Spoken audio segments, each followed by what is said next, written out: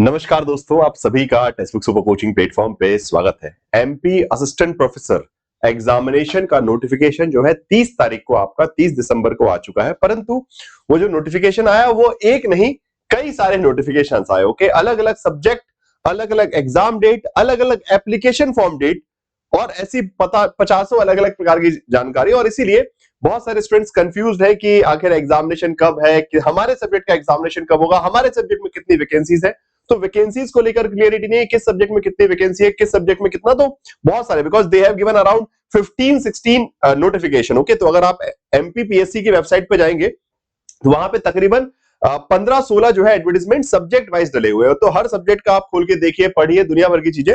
सो उसको थोड़ा simple way में, जिससे आपको क्लियरिटी रहे, बिकॉज डिफरेंट डेट्स है एप्लीकेशन की, डिफरेंट लास्ट डेट्स है, डिफरेंट एग्जाम डेट्स है, और उसमें कंफ्यूजन होने के चांसेस बढ़ जाएंगे। इसलिए एक क्लियरिटी से मैं आपको ये सारी चीजें कि सब्जेक्ट वाइज, वैसे तो टोटल 13,060 के आसपास वैकेंसीज है। ओके, सॉरी 13,000 बोला, 1300 प्लस हो गया, my mistake. So 1360 plus vacancies total अगर हम करें, जितनी वैकेंसीज उन्होंने निकाली है।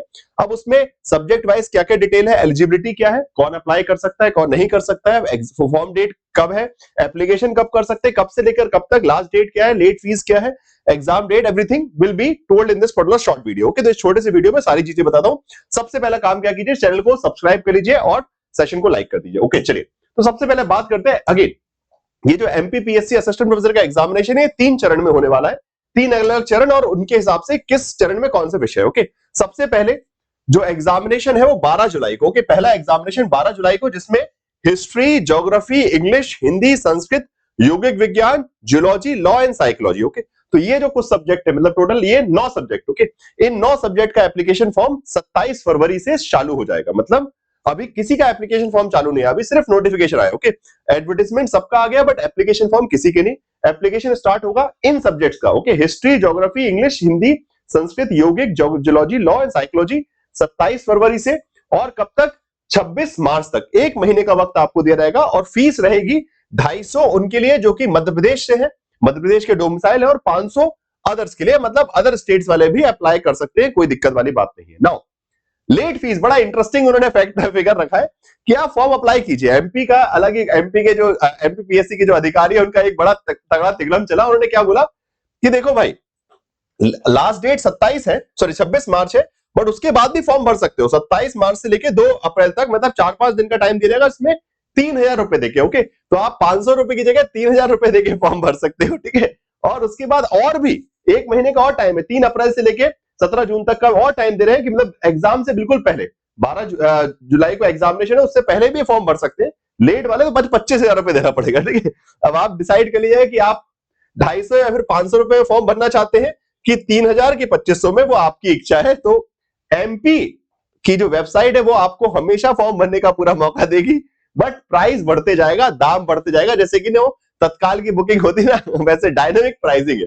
जैसे जैसे एग्जाम नजदीक, एप्लीकेशन फीस जो है, फॉर्म की फीस जो है बढ़ती जाएगी, और एग्जाम डेट। ओके, तो इन विषयों का, ठीक है, सभी के लिए ऐसे सबके डेट्स वगैरह मैंने लिख दिया। मेजरली आप ये वाला याद रखिए, इसी विंडो में फॉर्म भर लीजिएगा, अपना डेट लिख लीजिए। अगर आपका विषय इनमें से कोई एक है तो ये डेट लिख लीजिए पहले से एडवांस में, नहीं तो उस समय भूल जाएंगे कि आपको 27 से लेके 26 मार्च के बीच में फॉर्म भरना है, खत्म काम। और आपका एग्जाम 12। ओके, तो आपको 1, 2 ये 3 डेट्स याद रखनी है। बाकी कोई ये लेट फीस वगैरह वाली बात नहीं है। ठीक है, कहीं गलती से भूल जाए तो देख लेना भाई, फिर 3,000 रुपए जिसको देने की इच्छा है, 25,000 रुपए जिसको देने की, 25,000 या 2500 भी नहीं है। ठीक है, खतरनाक। उसके बाद अगला चरण जो है वो हो रहा है 2 अगस्त के एग्जामिनेशन का, जिसमें सिर्फ 4 विषय है, sociology, economics, political science and commerce.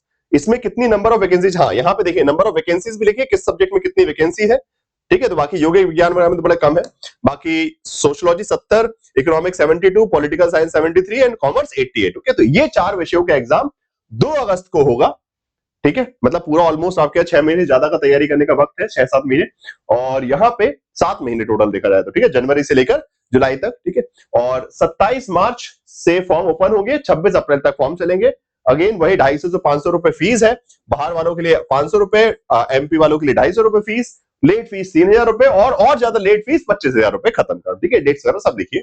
ये हो गया आपका दूसरा subject, sociology, economics, political science, social. ठीक है, नाउ इसके बाद फिर और भी कुछ सब्जेक्ट है, computer science, mathematics, geology, botany, chemistry, physics. Okay, तो इन सभी विषयों का जो एग्जामिनेशन है वो 30 अगस्त को है। ओके, तो सबसे पहला एग्जाम कब हो रहा है देख लीजिए, पहले 12 जुलाई को एग्जाम, दूसरा एग्जाम 2 अगस्त को, 3 डेट्स है एग्जाम की, 12 जुलाई, 2 अगस्त और उसके बाद 30 अगस्त सीधे। तो इसमें साइंस वाले जो पेपर है, physics, chemistry, botany, zoology, mathematics, computer science, इनका एग्जाम फॉर्म ओपन होगा 17 अप्रैल से और 16 मई तक चलेगा। वही फीस है 250 से 500, 3000, 25,000, एज पर जितना लेट आप भरेंगे उतनी ज्यादा फीस बढ़ जाएगी exam date. Okay, now one thing is very clear, कब कब कौन कौन सा एग्जाम, क्या क्या डेट, सारी चीजें। अब दूसरी बात आती है एलिजिबिलिटी, कि कौन इस फॉर्म को भरने के लिए एलिजिबल होगा, बिकॉज एलिजिबिलिटी जब पता होगी तभी तो आप तैयारी स्टार्ट करेंगे। ठीक है, फॉर्म तो 2 महीने बाद, 3 महीने बाद स्टार्ट होगा भरना। ठीक है, form filling will start after 2 months और 3 months, but you have to prepare from today if you want to crack the examination because it's assistant professor examination. Okay, ये कोई ऐसी छोटी मोटी वैकेंसी नहीं, ये आपके लाइफ का एक गोल्डन अपॉर्चुनिटी जहां पे अपने लाइफ के को आप सेट कर सकते हैं, असिस्टेंट प्रोफेसर बन सकते हैं। तो इसलिए देरी करने का कोई मतलब नहीं कि ठीक है जब एप्लीकेशन फॉर्म स्टार्ट होंगे तब से भरेंगे हम, इसलिए उन्होंने नोटिफिकेशन पहले दिया। नोटिफिकेशन पहले देने का मतलब ये कि आप तैयारी अभी से स्टार्ट कीजिए। ठीक है, और तो एलिजिबिलिटी पता होनी चाहिए कि आखिर एलिजिबिलिटी क्या है, तो वो भी बता दो कौन कौन एलिजिबल है। बट उससे साथ साथ आपके लिए सबसे अच्छी खबर ये है कि अगर आप text book super coaching platform के साथ देखा जाए तो पिछला जो एग्जामिनेशन हुआ, ठीक है 2024 वाला, उसमें बहुत सारे स्टूडेंट्स का जो सिलेक्शन हुआ है, कुछ तो जो पुराने वाले 2022 वाले वो असिस्टेंट प्रोफेसर ऑलरेडी बन ही चुके हैं। ठीक है, सूरज है, डॉक्टर सिंह है, ये 2 स्टूडेंट है मेरे जो असिस्टेंट प्रोफेसर ऑलरेडी लग गए हैं। ठीक है, इनका फाइनल इंटरव्यू भी हो गया, सब कुछ हो गया। ठीक है, बाकी उसके बाद जो अभी 2024 वाले स्टूडेंट्स हैं उनका इंटरव्यू राउंड चलने वाला है। एमपी असिस्टेंट प्रोफेसर का जो बेसिकली एग्जामिनेशन है वो क्वालिफाई हो चुका है, बस इंटरव्यू बचा है। तो ये ऐसे बहुत सारे स्टूडेंट्स हैं। So again text book super coaching के साथ जिन्होंने पिछले बार ट्रस्ट करके तैयारी की, ठीक है, ऐसे अमन है, दीपिका, ऐसे मल्टीपल स्टूडेंट्स हैं जिन्होंने अभी हाल में ही जो एग्जाम हुआ, जिस सिलेबस पे ये वाला एग्जामिनेशन भी होगा उसको क्रैक किया है और अपना असिस्टेंट प्रोफेसर का एग्जामिनेशन क्रैक करके बस अब वो इंटरव्यू राउंड का वेट करेंगे। जब भी इंटरव्यू होगा उसके बाद वो असिस्टेंट प्रोफेसर बन जाएंगे। ठीक है, चलिए तो अब जरा एलिजिबिलिटी की बात करते हैं और उसके बाद फिर मैं बाकी चीजें आपको बताता हूं कि एडमिशन कैसे करवाना है। ठीक है, नाउ तो एलिजिबिलिटी वही है 55%, जनरल कैटेगरी के लिए 50%, SC ST OBC non criminal, ठीक है, और पीडब्ल्यूडी कैटेगरी तो बस मास्टर्स में 55%, मतलब मास्टर्स कंप्लीट होना चाहिए। रनिंग वाले फॉर्म नहीं भर सकते। ओके, क्लियरली पूरा नोटिफिकेशन पढ़ा है मैंने, उसमें कहीं भी नहीं लिखा कि मास्टर्स अपीयरिंग वाले, मतलब अगर एमए आपका कंप्लीट नहीं हो तो अभी आप नहीं भर सकते फॉर्म, एमए कंप्लीट वाले ही भर पाएंगे। नेट क्वालिफाइड हो या फिर एमपी सेट। ओके, दूसरे स्टेट्स की सेट नहीं चलेगी कि मैंने बोला कि सर मैंने तो गुजरात सेट क्रैक किया है फिर West Bengal SET, no, NET हो या SET. Okay, anyone, okay, this or this. Okay, if you have NET then it's done. Okay, कोई दिक्कत नहीं। बट अगर नेट नहीं है तो क्या चल सकता है, फिर एमपी वाला सेट चलता है। मध्य प्रदेश में अगर आपने सेट एग्जाम क्वालिफाई किया है और या तो पीएचडी डिग्री होल्डर है, ठीक है, सो पीएचडी डिग्री वालों के लिए नेट का एग्जाम्शन है। सो ये 3 कंडीशन है, नेट क्वालिफाई होना सबसे अच्छी बात है। अगर नेट नहीं है तो मध्य प्रदेश का सेट आपने किया हो और वो भी नहीं है तो पीएचडी धारक, डिग्री धारक हो तो भी आप फॉर्म अप्लाई कर सकते हैं। ठीक है, एज लिमिट क्या होगी, 21 से लेकर 40 साल तक के विद्यार्थी भर सकते हैं।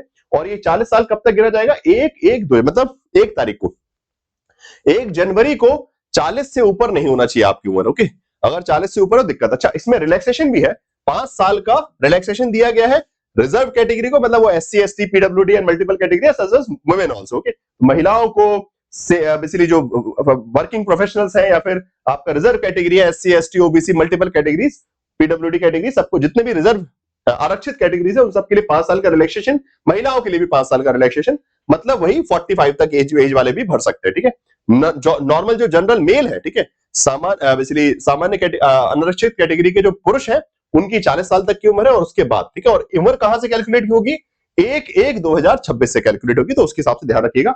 तो ये हो गया एलिजिबिलिटी का सिंपल सॉर्ट, उसके अलावा और कोई ज्यादा एलिजिबिलिटी का तिगड़म नहीं है, सिंपल इतना ही कि एमए कर रखा हो, नेट क्वालिफाइड है, नेट नहीं है तो पीएचडी है, पीएचडी नहीं है तो एमपी सेट क्वालिफाइड रखा हो, दूसरे स्टेट का सेट नहीं चलेगा, और एज इतनी होनी चाहिए। ठीक है, बस। नाउ अब बात आती है प्रिपरेशन की। ओके, सो सबसे पहले तो मैं आपको बताता हूं कि जैसे कि text book super coaching platform पे हमने एक कैटेगरी बनाई हुई है, ठीक है, इसकी स्पेशली इस प्रकार के, बिकॉज अलग अलग स्टेट्स के ना एग्जामिनेशन आते रहते हैं। असिस्टेंट प्रोफेसर का कोई ये नहीं कि सिर्फ एमपी का एग्जाम होगा कि सिर्फ यूपी का, अलग अलग स्टेट्स के एग्जाम आते रहते हैं और हर स्टेट के लिए एडमिशन लेना स्टूडेंट के लिए पॉसिबल नहीं होता, इतना पैसा खर्च करना कि हर स्टेट के लिए अलग अलग कोर्स ले। तो इसलिए एक असिस्टेंट प्रोफेसर लेक्चरर कैटेगरी बना दी जिसमें आप बस एडमिशन लेंगे, उसमें जो भी एग्जाम आएगा, ठीक है, यूपी का आएगा तो यूपी का कोर्स भी मिलेगा, एमपी का मिलेगा, सब कुछ एक ही जगह मिल जाएगा, मतलब अलग अलग कोर्सेज नहीं। जैसे कि आप ये कैटेगरी देख रहे हैं, ठीक है, जैसे कि अभी आपके आरपीएससी का, ठीक है ना,